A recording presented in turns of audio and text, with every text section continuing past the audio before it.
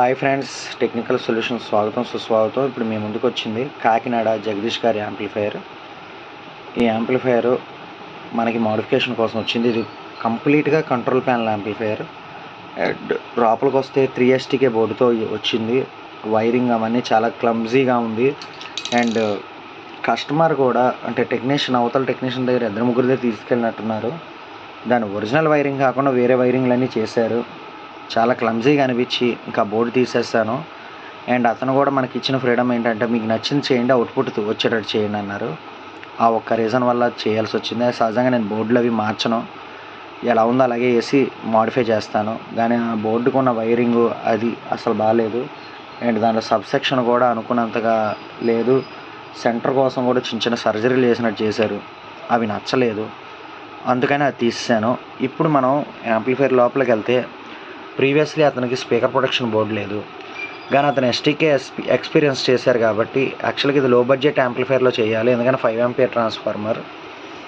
కానీ customer already STK వాడడం వల్ల దీంట్లో base effect and surround effect కూడా చాలా చక్కగా వినడంతో అతనికి అవుట్పుట్ అనేది సాటిస్ఫై అవ్వరేమో అనే భయంతో నేను ఈ 5 channel amplifier 5 channel STK board వాడడం జరిగింది.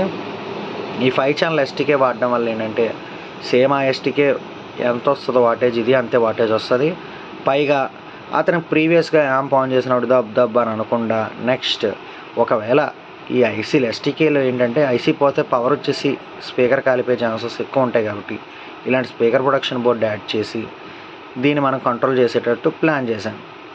అండ్ నెక్స్ట్ వస్తే యాజ్ యూజువల్గా జెమ్టెక్స్ రిమోట్ కిట్ వాడాను. అండ్ ఇది ఆల్రెడీ పాత దాంట్లోన ప్రీవియస్ సబ్ప్రీ, నేను మళ్ళీ కొత్తది వేయలేదు. డబ్బులు 100 రూపాయలు 150 రూపాయలు వేస్ట్ చేయడం ఇష్టం లేక. అండ్ ట్రాన్స్ఫార్మర్ బ్రిడ్జ్ రెక్టిఫైర్ కూడా పాత యాంప్లిఫైర్లోదే వాడాను. నేను వేసిందల్లా ఈ board జెమ్టెక్ remote kit FT003 modification చేసాం. అండ్ ఇక్కడ RC పిన్స్ కూడా కనెక్షన్ ఇస్తాను. అండ్ ఇక్కడ ఉన్న 2 ట్రాన్స్ఫార్మర్లు వేయడం జరిగింది. యాజ్ యూజువల్ మీరు నా యాంప్లిఫైర్లో చూసినట్టు ఎప్పుడు ఉండే ఎక్స్ట్రా 2 ట్రాన్స్ఫార్మర్. దీని అవుట్పుట్ ఎలాగుంది ఏంటి అనేది రేపు వీడియో వస్తుంది. అండ్ ఇప్పటికైతే ఫ్రంట్ ప్యానల్ కూడా చూడండి, ఇలా చేయడం జరిగింది. నాబ్ లైట్స్తో అండ్ రిమోట్ డిస్ప్లేతో వస్తుంది. ఈ స్టిక్కర్ తీసేస్తే చాలు, మనకు బ్లాక్ ఇలాగా వస్తుంది, బ్లాక్ లాగా గీతలు పడకూడదని ఇలా ఇచ్చాను. అతనికి ఏంటంటే స్పీకర్స్ కూడా చాలా దారుణంగా, అసలు అవుట్పుట్ లేదు. అంటే మన యాంప్లిఫైర్లోనే సగం అవుట్పుట్ వస్తుంది. అది అంత దారుణమైన స్పీకర్స్ ఇచ్చి యాంప్లిఫైర్ని చాలా మిస్లీడ్ చేశారు. ఆ స్పీకర్స్ కూడా అప్గ్రేడ్ చేస్తానంటే చేయండి అన్న, ప్రాబ్లం లేదు అన్నారు. అలాగే ఈ యాంప్లిఫైర్లో కూడా కొన్ని ప్రాబ్లమ్స్ చూసా. ఇక్కడ ఫ్యూజ్ నుంచి ఇచ్చిన కనెక్షన్ డైరెక్ట్గా స్పీకర్ సాకెట్ కూడా దానికి ఇచ్చేసి ఉంచేశారు. యాక్చువల్గా ఫ్యూజ్ బైపాస్ అయ్యి ఉంది, ఫ్యూజ్ కేస్ లేదనమాట. ఇలాంటి ప్రాబ్లమ్స్ ఈ యాంప్లిఫైర్లో చూసా. అండ్ నాకు ఫస్ట్లో ఇనిషియల్గా చాలా ఇబ్బందులు పడ్డాను ఈ యాంప్లిఫైర్ చేయడానికి. ఎందుకంటే సర్క్యూట్ అంతా మారడమే కాకుండా మళ్ళీ దాన్ని మేనేజ్ చేసి పెట్టడానికి కూడా కష్టమైంది. ఏంటి భయ్యా మీ డ్యూటీ అది కదా, మీరు ఎందుకు అలా చేయి అంటే, అంత ఇబ్బంది ఎందుకు పడాలంటే, పాత యాంప్లిఫైర్స్కి మ్యాక్సిమం మోడిఫికేషన్ కష్టంగా ఉంటుంది.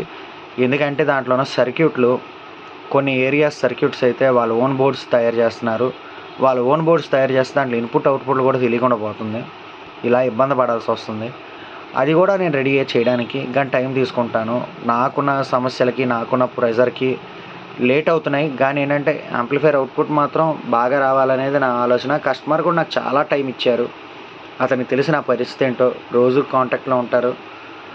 అండ్ ఇవాళ రేపు అని చెప్పి ఇన్ని రోజులు పట్టింది అతనికి. అండ్ ఇంకా డబ్బులు తగ్గించాలని చూశాను, అవ్వలేదు. అందుకనే మళ్ళీ బోర్డు మార్చడం జరిగింది. సో అడిషనల్గా ఖర్చులు కూడా అయ్యాయి. అతను అన్నాడు నో ప్రాబ్లం అన్న, బాగా అవుట్పుట్ వస్తే చాలు మాకు అన్నారు. ఇలా చేశాను. దీని అవుట్పుట్ ఎలాగుంటుంది ఏంటి అనేది షార్ట్స్లో రేపు చూడండి. ఓకేనా?